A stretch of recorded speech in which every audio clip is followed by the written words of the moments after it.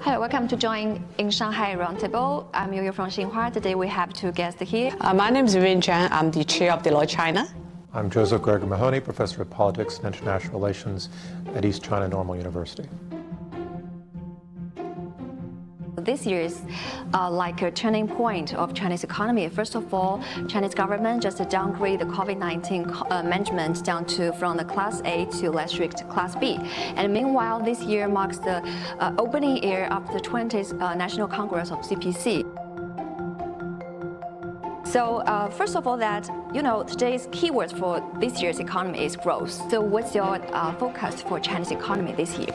Our Deloitte's chief economist has a very positive prospect for 2023. Actually, he will set at least 5% GDP growth for the year. I think if you read really the Central Economic Work Conference report back in December 2022, it talks a lot about growth, as you said. And in many of the elements of growth is really try to raise and improve and stabilize expectations. I think that we're going to probably approach growth on the national level somewhere around 4 to 5.5%. But I think this will be driven significantly by higher level growth in key cities like Shanghai, Shenzhen, Beijing. I wonder that, Vivian, for your company, what have you achieved during last year and what's your plan for this year?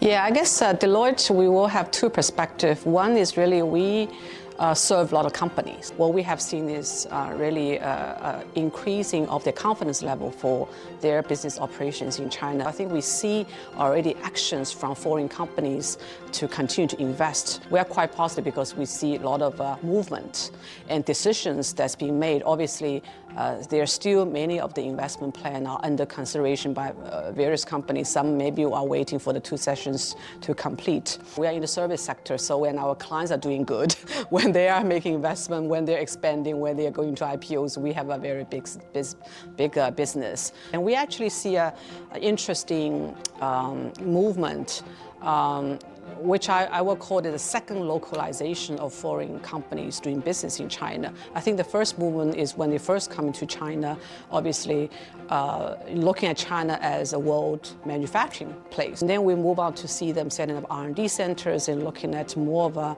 value chain being put in China. Now I think it is really the second wave of localization. The need for the consumers and the products are much sort of strong in China. You have to be very competitive in this market in order to really make money or being leading. So I think what Vivian shared was an example that reflects the companies have their new mindsets to the Chinese market. And I wonder what do you think of the Chinese economy vitality and also resilience? Well, we know that China has the most advanced industrial system in the world.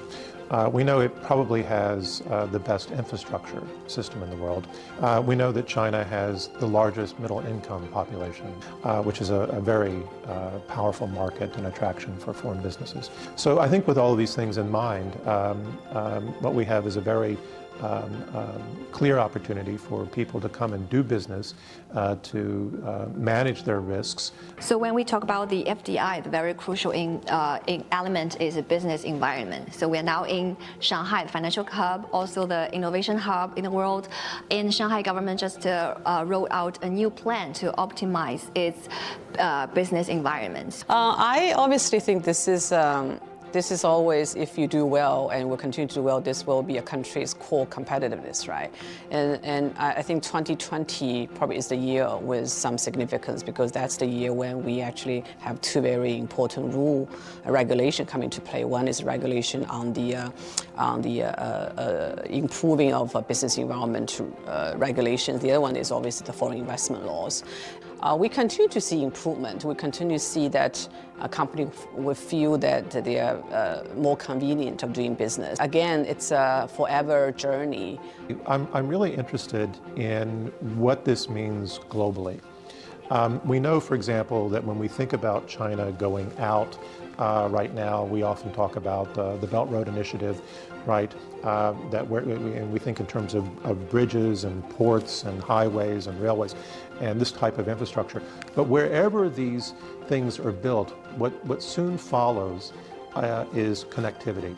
And it's really this digital revolution where China has an advantage. As the two sessions approaches, we just mentioned growth is a key word of the day, and also high quality growth. So what's your expectation for the coming two sessions, especially Ms. Zhang, you are one member of the delegation? Yeah, obviously we are all looking forward to the next month's conference.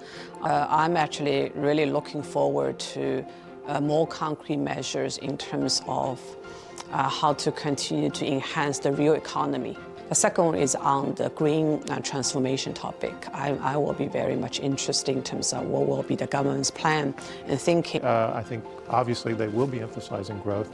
The one thing that I'm really looking forward to figuring out is how they're going to balance the urban-rural divide. So I'm waiting to see what the specific policies will be to kind of balance. So looking forward to seeing you guys, and thank you for watching InShanghai Roundtable. Thank you. Thank you.